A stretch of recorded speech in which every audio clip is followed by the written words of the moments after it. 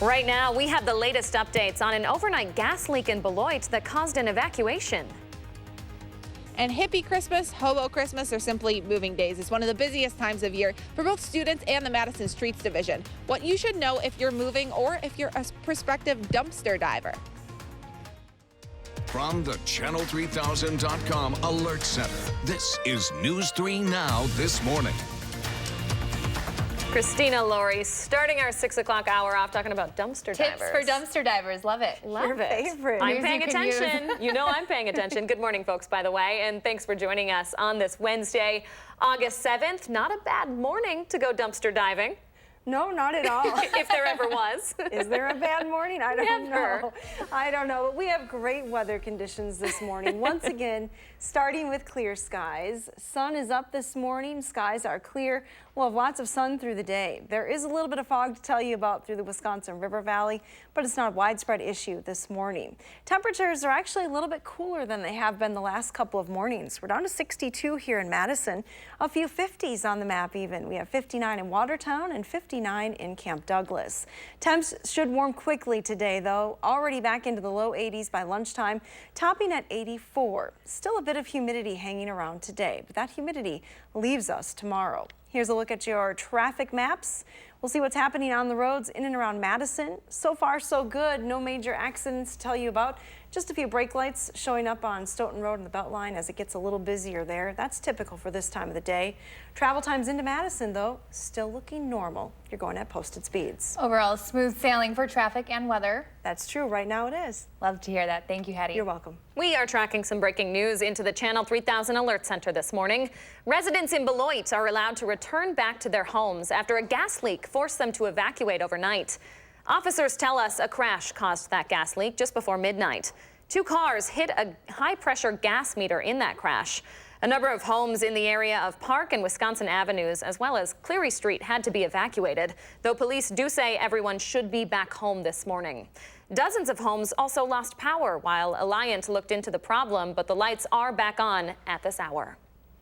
To our other top headline this morning, Madison moving days are upon us, and with them come some questions about what maybe you or your kids should be doing with all that unwanted stuff. Well, Christina Laurie is live with Madison's Streets Division to help you out with those questions. Good morning, Christina. Good morning, Keely and Leah. You guys are both UW-Madison grads, so I know you know hippie Christmas. Well, it's that time of year, August 14th to 15th, when your old lease expires and your new lease begins. You put a bunch of your stuff out by the curb and people are walking by and sifting through that, picking that up. Unfortunately, they're not really supposed to be doing that. Here to talk about that, Brian Johnson. So we briefly mentioned this in the last half hour, but I didn't know you're not supposed to go through and celebrate this type of Christmas? Correct. Yeah, technically, anything at the curb is meant for the Streets Division to collect for the city to pick up. So that's why other people that go through that are technically like illegally scavenging those things. But, you know, really our biggest concern is the mess that's made when you start pawing through those things, trying to grab stuff out of there. And plus, there's a lot of broken things in there. Things could have bed bugs and stuff that's on that curb. It's better just to leave it alone and let us take it. So the good stuff, too, the people that have the good stuff that donate, take it to one of these thrift stores, these resale places. That way they will get in the homes of families that need these type of things. They'll just put it at the curb for it to get rained on or ruined or broken and all the other stuff that could happen to it. Yeah. So let's talk about what to donate versus what to bring here to your center. What do people absolutely need to bring out here? Gotcha. So what absolutely has to come to the drop-off site are the electronics, things like televisions, computers, printers, those kind of items must come to a drop-off site. Never set them at the curb. One thing is like computers and that have sensitive personal information on there. You don't know what people are going to grab from the curb or what those people are, so don't put those things out there.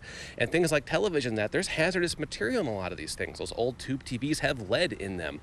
Those old first-generation flat panel HD TVs, those are basically fluorescent light bulbs in there, so there's mercury inside those things.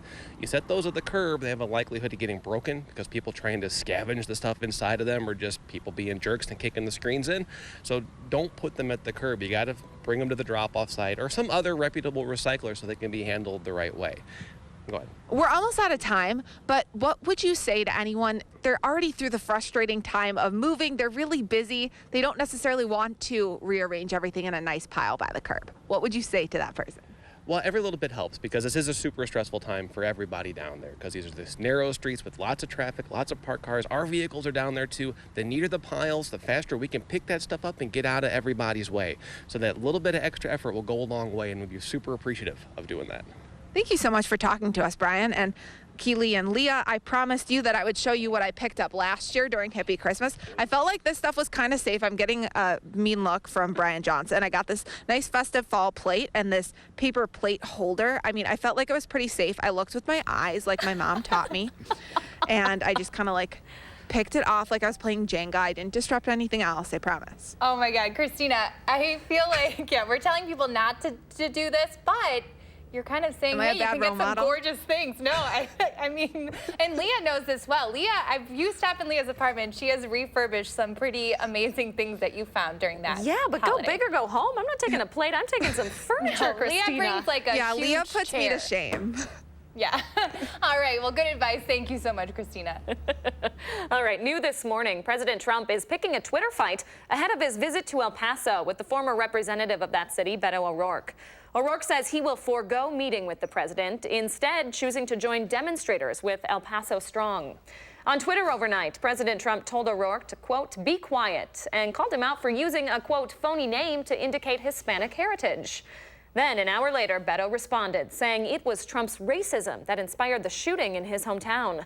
O'Rourke said, quote, El Paso will not be quiet, and neither will I. The president and first lady are visiting both El Paso and Dayton today in the wake of those mass shootings, but his plans are getting pushed back from more than just O'Rourke. El Paso's Republican governor says he has gotten phone calls from angry Texans, but will welcome Trump over their objections.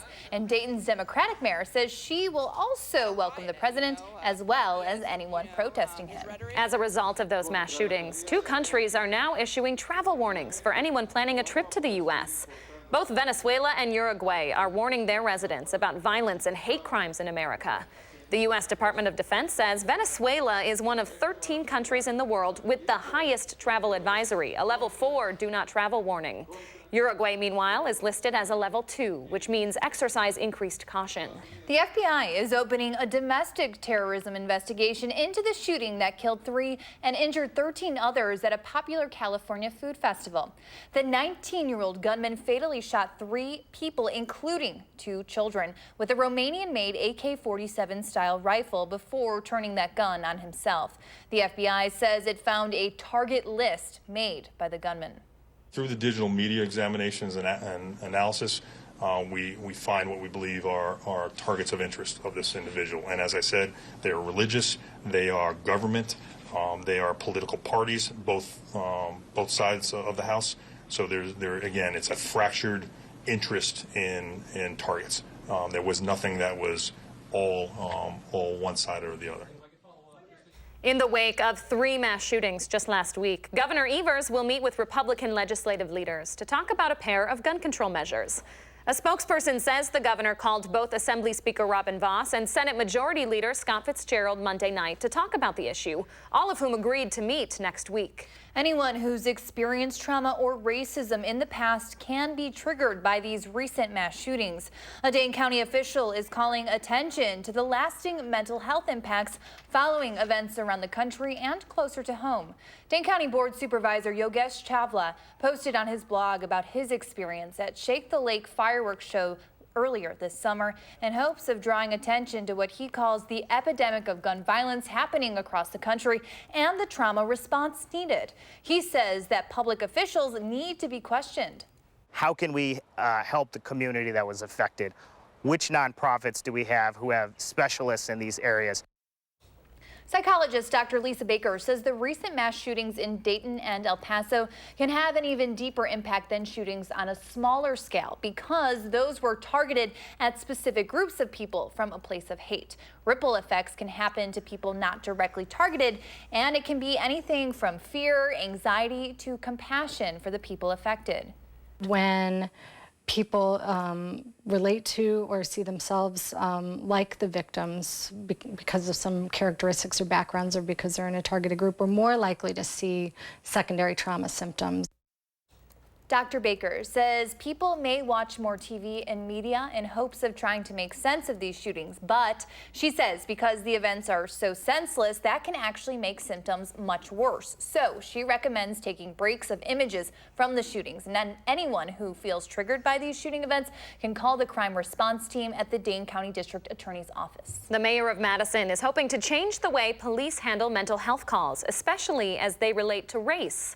This comes just a few months after a black 17-year-old boy who was having a mental health crisis had an encounter with police in his own home. The case sparked an internal investigation into those officers. Now, Mayor Satya Rhodes-Conway is proposing some steps that would help make sure it doesn't happen again. Those include involving black health practitioners in police training, appointing an advocate to the Police and Fire Commission, and looking at reducing MPD's involvement in mental health calls. What we're trying to look at the city as we realize that we have these crisis incidents that involve issues of mental health, we need to look at how we respond to them. And that it is possible that policing is not always the best tool or the best response if somebody is in mental health crisis. Community activists who responded to the original incident say they appreciate the attempt by Mayor Rhodes-Conway, but they wish she went further to condemn racism.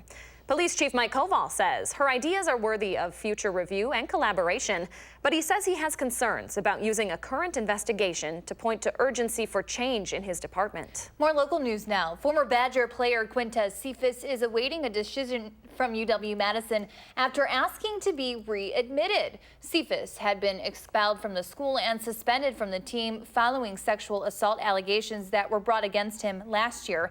He was found not guilty of those charges Friday. Cephas's legal team has filed a petition for readmission to UW and are asking for a response by tomorrow.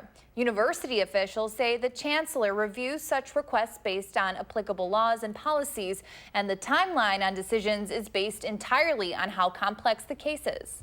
6:11 on your Wednesday. Folks down in Evansville this morning have some questions about the safety of their drinking water because it looks like this. We're talking to the city about what's causing that discoloration. That's coming up after the break. And Hattie is looking ahead to a really beautiful weekend once we dodge some raindrops, maybe this afternoon. Her extended forecast is next when News 3 Now This Morning returns.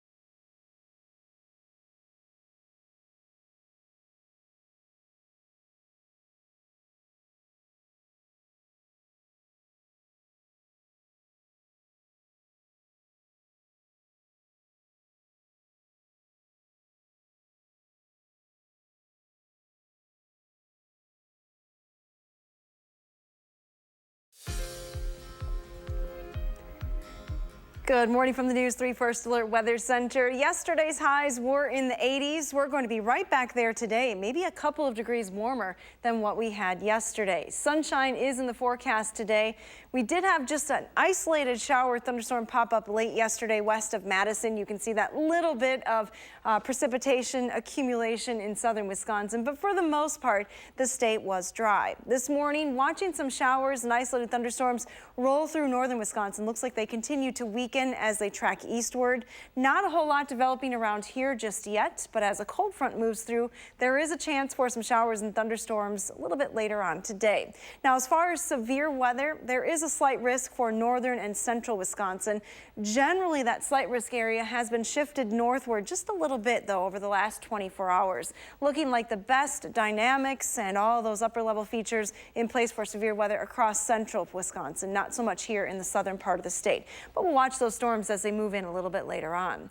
A live look from the Edgewater Skycam out over Lake Mendota, downtown Madison. Sun is up this morning. Skies are clear. We don't have any fog here. However, there is some fog through the Wisconsin River Valley. Visibility back down to a quarter of a mile in Lone Rock, just a half a mile this morning in Boscobel. Temperatures are in the low to mid 60s early today. We're at 62 in Madison. Mineral Point and Platteville are at 64. A little bit cooler in Watertown now with 59 degrees. Here's a look at your dew points through the day. Dew points are going to stay in the 60s once again, so still a little bit of humidity to contend with through the afternoon. Good news, though, that humidity leaves us tomorrow. Here's a look at your future track forecast model. Light west winds today, sunshine this morning, and a pretty fast warm-up. As we put this map into motion, by lunchtime, take a look at some of these numbers. Already in the 80s across southern Wisconsin, lots of sun through the afternoon. 4 o'clock today, that'll be the high, right around 84 in many spots. You can see some of those showers and thunderstorms beginning to develop and push into southern Wisconsin. They are expected to weaken, though, as they drift to the south. So our chances for showers and thunderstorms, not a guarantee, just a chance later on today. Temperatures will be dropping into the 60s overnight. Take a look at that extended forecast then. We have temperatures that'll be in the upper 70s on Thursday and Friday. Lots of sunshine expected and mainly dry weather heading into the weekend. Just a slight chance for rain late Saturday into Sunday. Now let's get a look at those traffic maps this morning. Jason Stone has the car keys. Good morning, Jason. Good morning. No major issues on the Beltline this morning. All lanes are moving at the posted speed limit. Any wait time will come at the interchanges. Vehicles have a minor delay on Verona Road at Highway PD. Otherwise, all routes into Madison and around Dane County are clear. And volume is moderate on East Wash, while light downtown and on campus. With your First Alert traffic, I'm Jason Stone. Thank you very much, Jason, and thank you, Hattie. Around the state this morning, a 34-year-old Hartford man is out on a $5,000 signature bond on charges of sexual assaults that happened in a water park. A criminal complaint accuses Marco Funes Hernandez of assaulting a woman in the wave pool at Mount Olympus. The woman says he grabbed her and touched her inappropriately, then wouldn't let her go. Staff ordered him out of the pool, and police were called immediately after. Over in Sun Prairie, 9 people who lost their homes in last year's gas explosion are suing the companies they say are responsible. The lawsuit filed in Dane County alleges VC Tech, Bear Communications, Verizon, We Energies, and USIC Locating Services failed to properly locate a gas line during the installation of fiber optic lines. That punctured line led to the explosion, but the ignition source was never determined.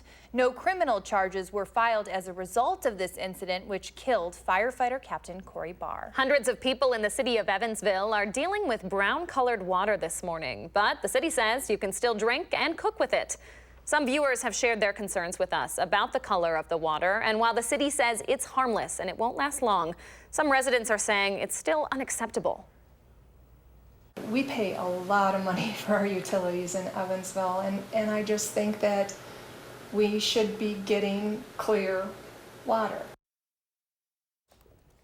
The city of Evansville says there's an explanation for all of this. They say the demolition of a nearby middle school and repairs along 2nd Street in town are causing water to go through pipes they haven't been through in a while, and they're picking up a mineral called manganese in the process. The city administrator says both construction projects are expected to wrap up soon and that the discoloration will end with them.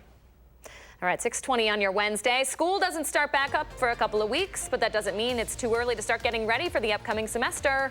Coming up, we've got a couple of tips that are going to help get your kids back into the routine. And Hattie is warning us about the potential for some storms this afternoon. That's coming up in your outdoor forecast when News 3 Now This Morning returns.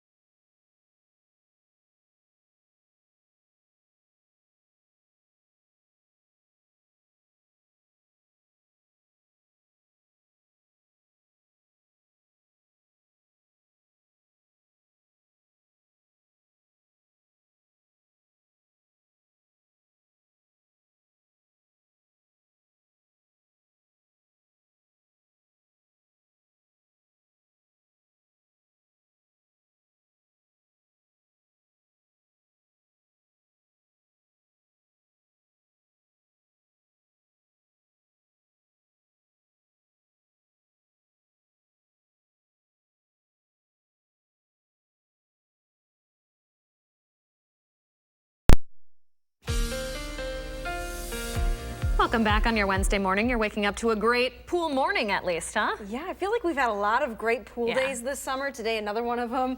Barrett doing the laps already. Finally caught him or her on camera this morning. Been kind of elusive early today. But it is another pool day today. Temperatures well into the 80s, some humidity, so great conditions. We're starting off on a pretty nice note this morning. Temperatures early today are in the 60s for southern Wisconsin.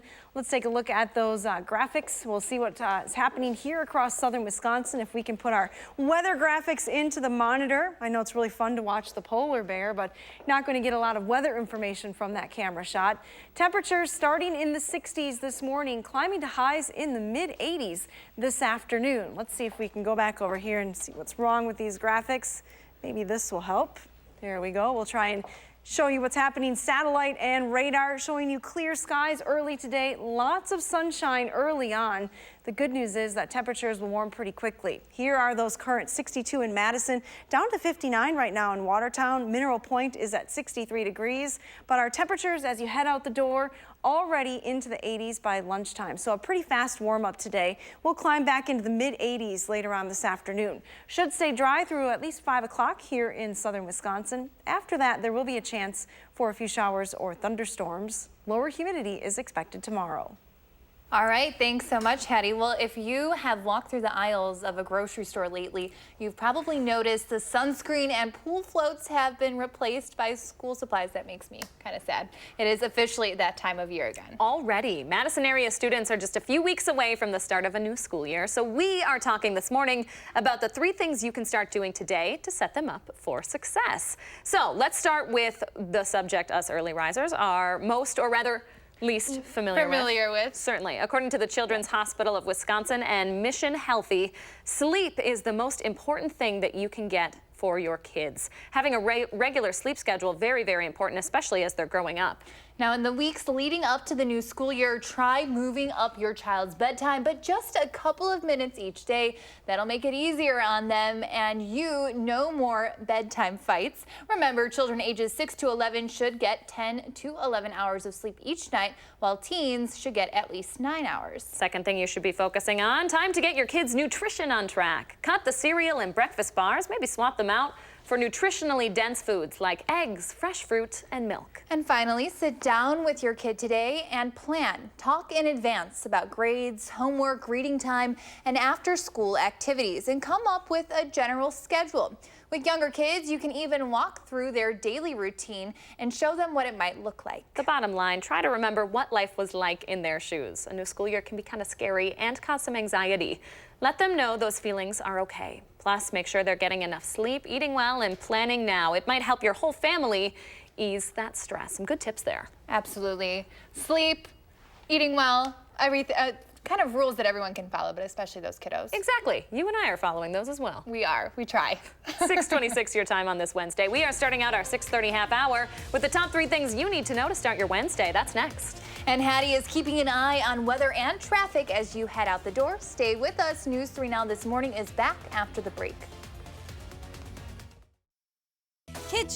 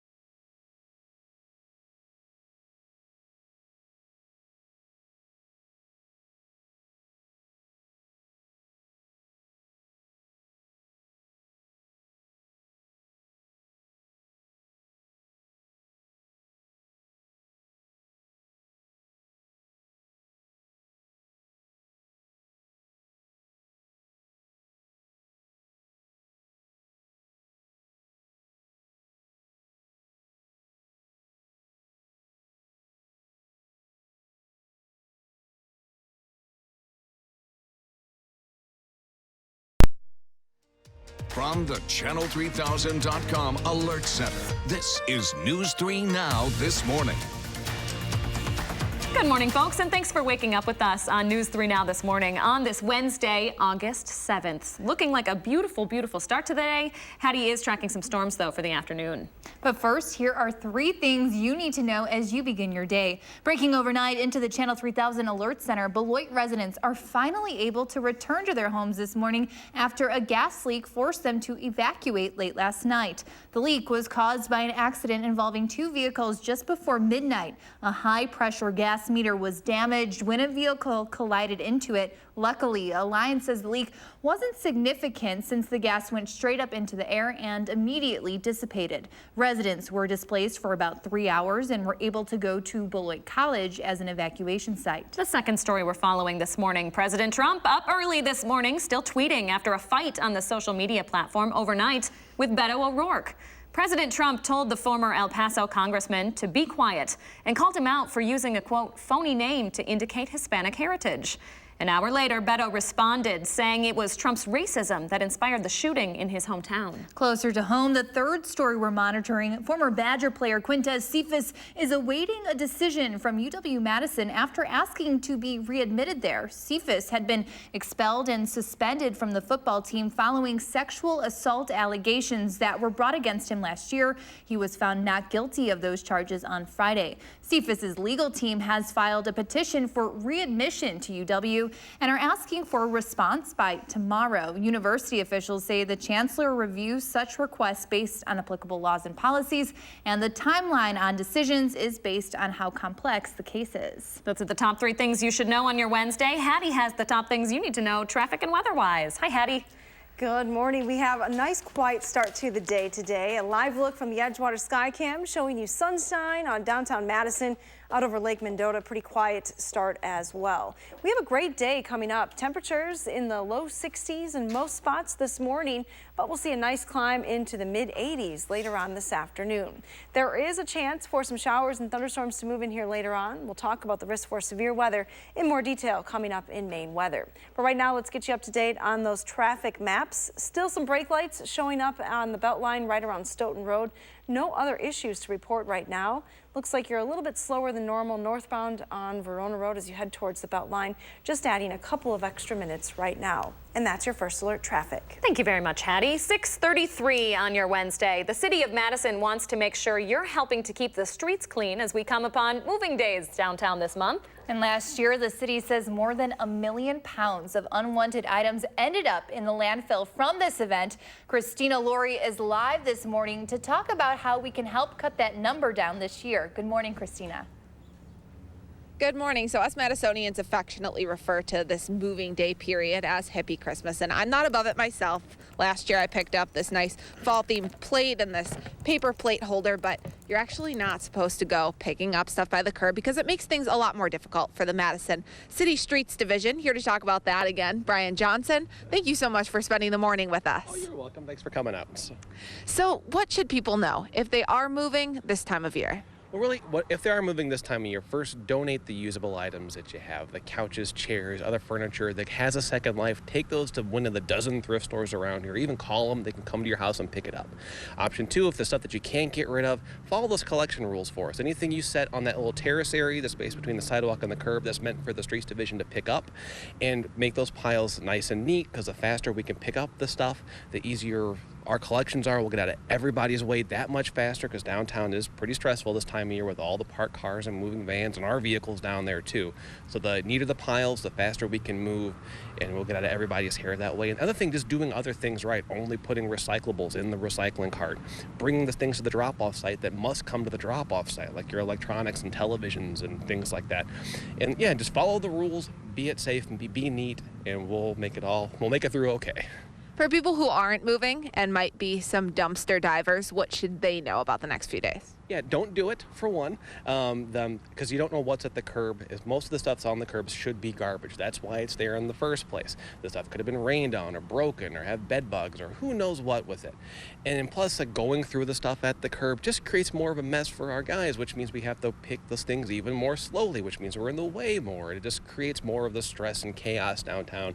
So just leave it alone. Hopefully those homeowners that have good stuff are taking that little extra step and getting it to these thrift stores in the area so they can get that second life. Thank you so much for talking to us this morning, Brian, and sharing this side of the story we don't often hear. I know I often don't think about you guys when you're moving and you're in the stress of it all, so thank you so much for talking to us. You're welcome. And this moving days, it's really going to pick up over the next week or so because most students' leases expires 1 week from today on August 14th, and then there's that 24-hour period where in between leases before the new leases start up again next Thursday, August 15th. I know you know that time frame well, both being UW alumna. Yes, that is right. And I'm going to have to keep an eye on you, Christina, and this one here. No dumpster diving this year. We'll go to the thrift store and play by Brian Johnson's rules. But this is free. It is free. Yeah. I know. In all I know, honesty, that is the best bet. Well, we'll make it work. You guys always do kind of figure a way to turn these trash items into treasure. I don't know how you do it. It's a talent. Thank you so much, Christina. All right, still ahead this morning. If you and your family are looking for a fun, colorful way to get your fitness on, we're previewing an event that's returning to Madison later this month. Plus, we're making sure you get your sunflower fix in before the end of the summer. Stay with us. News 3 Now this morning is back after the break.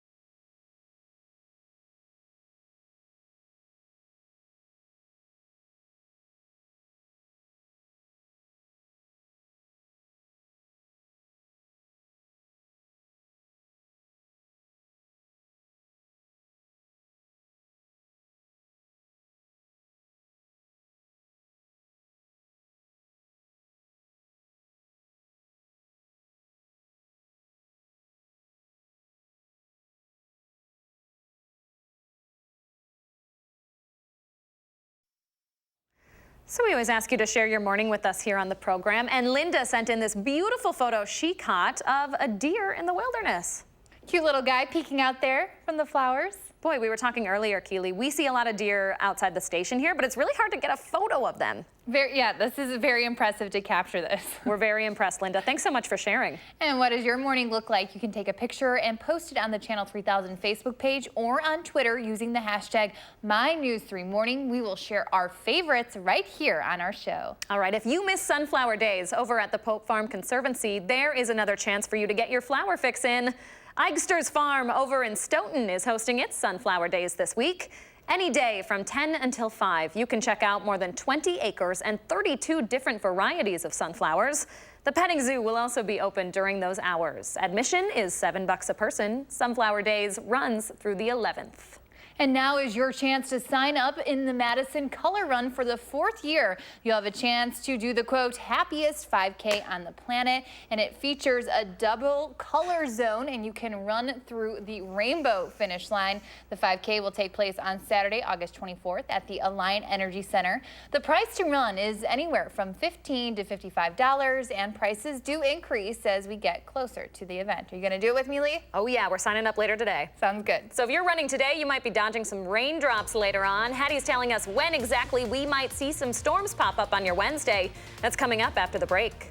But first, if you have a little kiddo turning 3 soon, please let us know so we can show their picture right here on TV.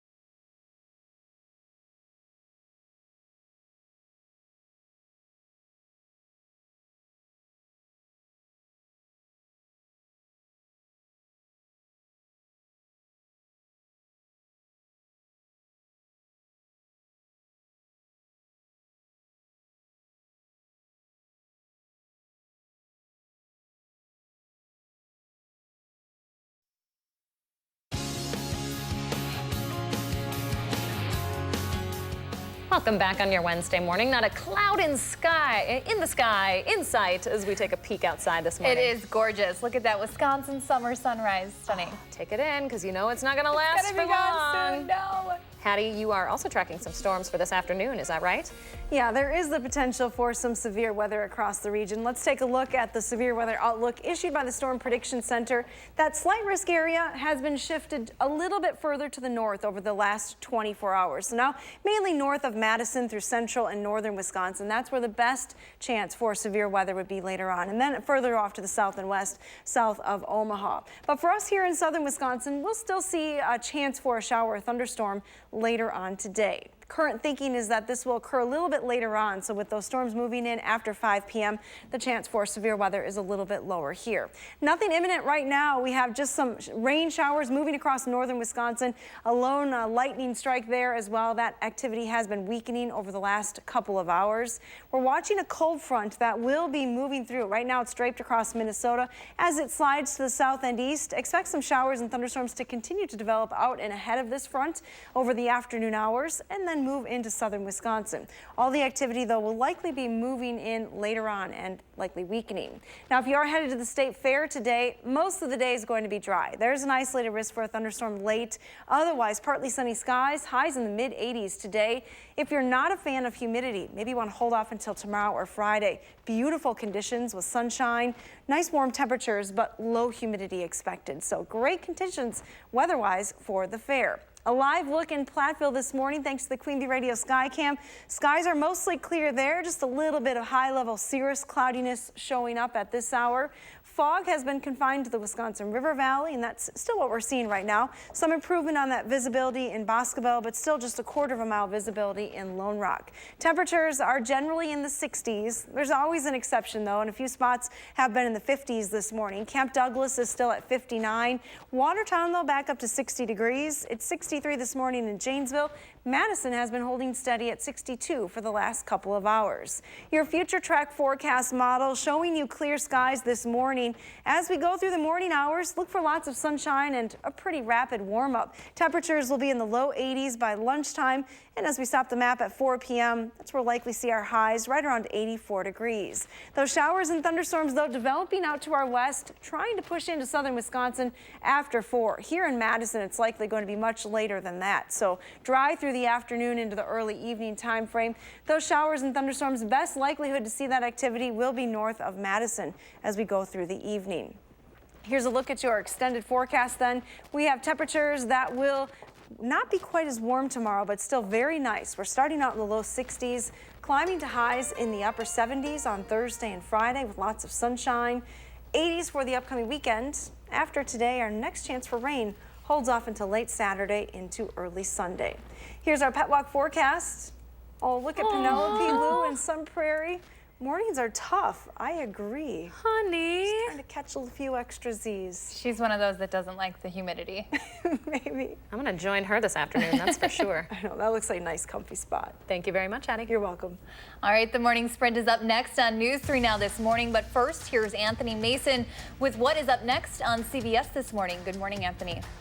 Good morning. Ahead on CBS This Morning, backlash as President Trump heads to Texas and Ohio.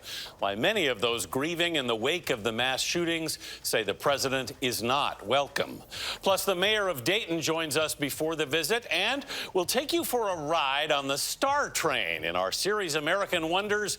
Board the historic train for a rare view of our universe. We'll see you at 7.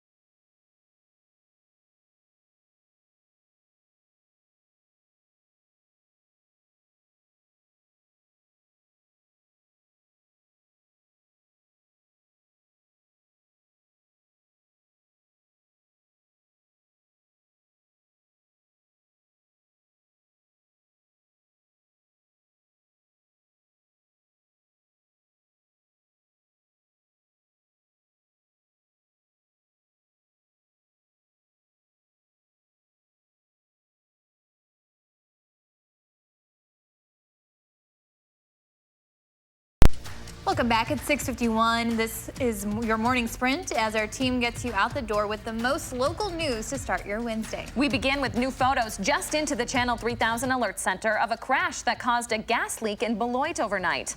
A 29-year-old is facing charges in that crash that happened along Harrison Avenue. One of the vehicles hit a pole and landed on its roof, while the other damaged a gas meter and sparked evacuation orders in that city. Those folks are all back home this morning. Alliant Energy says about 30 houses who also lost power overnight do have their lights back on at this hour. Former Badger player Quintez Cephas is awaiting a decision from UW-Madison after asking to be readmitted. Cephas had been expelled from the school and suspended from the football team following sexual assault allegations that were brought against him last year. He was found not guilty of those allegations last Friday. Cephas' legal team has filed a petition for readmission to UW and are asking for a response by tomorrow. A 34-year-old Hartford man is accused of sexually assaulting a woman at the Mount Olympus water park. A criminal complaint says Marco Funes Hernandez walked up to a woman in the wave pool, grabbed her and touched her inappropriately, then wouldn't let her go. Staff ordered him out of the pool and police were called immediately after. In Sun Prairie, 9 people who lost their homes in last summer's gas explosion are suing the companies they say are responsible. The lawsuit filed in Dane County alleges VC Tech, Bear Communications, Verizon, We Energies, and USIC Locating Services failed to properly locate a gas line during the installation of fiber optic lines. No criminal charges were filed as a result of this explosion. Folks who live over in Stoughton can learn more about a potential new riverfront project tonight. The idea is for an 11-acre development along the Yahara River. You can hear more about what might be going up there at that meeting this evening at 6:30 in the fire training room at 401 East Main in town. Another warm and somewhat humid day across southern Wisconsin. Temperatures will warm quickly this morning, back to highs right around 84 degrees with a light west-southwesterly wind. Now there is a chance for some showers and thunderstorms later on today. A slight risk for severe storms, Madison and points to the north late this afternoon into this evening.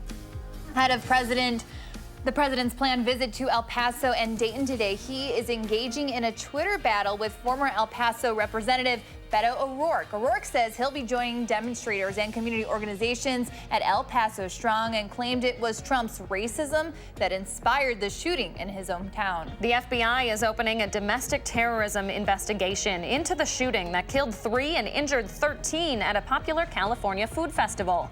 The 19-year-old gunman fatally shot 3 people, including 2 children, with a Romanian-made AK-47 style rifle before turning the gun on himself. The FBI says it has since found a target list made by that gunman. In the wake of all those shootings, Governor Evers will meet with Republican legislative leaders to talk about a pair of gun control measures. A spokesperson says the governor called both Assembly Speaker Robin Vos and Senate Majority Leader Scott Fitzgerald Monday night to talk about the issue, all of whom agreed to meet next week. As a result of 3 mass shootings in just a week, 2 countries are now issuing travel warnings for anyone planning a trip to the U.S. Both Venezuela and Uruguay are warning their residents about violence and hate crimes in America. The U.S. Department of Defense says Venezuela is one of 13 countries in the world with the highest travel advisory, a level 4 do not travel warning. Uruguay, meanwhile, is listed as a level 2, which means exercise increased caution.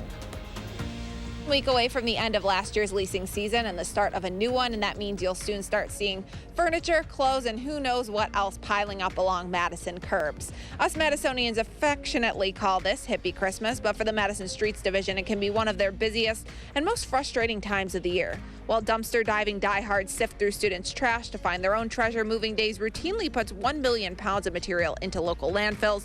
That's why the Streets Division is asking you to donate any items in good condition and bring old electronics here to its center on Badger Road. If you have any questions, head to our website, channel3000.com. All right, thanks, Christina. Citizens in Evansville are dealing with brown-colored water, but this morning the city says you can still drink and cook with it. Some viewers have shared their concerns with us about the color of the water, and while the city says it's harmless and won't last long, some residents are saying it's still unacceptable. The city of Evansville says it's caused by pipes from a recently demolished middle school. Wisconsin ginseng farmers are facing a major problem this morning as the trade war with China is making a local impact. China is currently not purchasing any American agricultural goods after the president announced new tariffs on $300 billion more in Chinese products last week. Wisconsin ginseng farmers export 85% of their crop to China. Cheesemakers are also seeing declines here in Wisconsin. Prices and a decrease in milk production continues to take a toll on local cheese production. The latest report from the National Agricultural Statistics Service says Wisconsin produced 0.7% less cheese in June of 2019. June was the 7th straight month where cheesemakers saw production decrease from the year before. The Brewers are still trying to stay close to the Cubs in the NL Central rankings. Last night against the Pirates, Yasmani Grandal doubles deep to center in the 5th, bringing Ryan Braun in for the first score of the game. Brewers hold on to win after a close 9th inning, 4-3. And switching over to traffic, Jason Stone has the very latest. The Beltline continues to be mostly clear this morning. All lanes are moving at or near the posted speed limit, and a couple extra minutes are needed on John Nolan at North Shore Drive. With your First Alert traffic, I'm Jason Stone. Thank you, Jason. And here's a look at our live view this morning from the Edgewater Skycam. Beautiful clear skies and sunshine this morning across southern Wisconsin. We're looking at temperatures starting in the 60s, climbing to highs in the mid-80s this afternoon. Still a little bit on the humid side. There is that chance for some rain moving in later on. Thank you very much, Hattie, and thanks for joining us this morning, folks. You can track those storms over on channel3000.com and join us tomorrow morning for News 3 Now This Morning. Have a good one.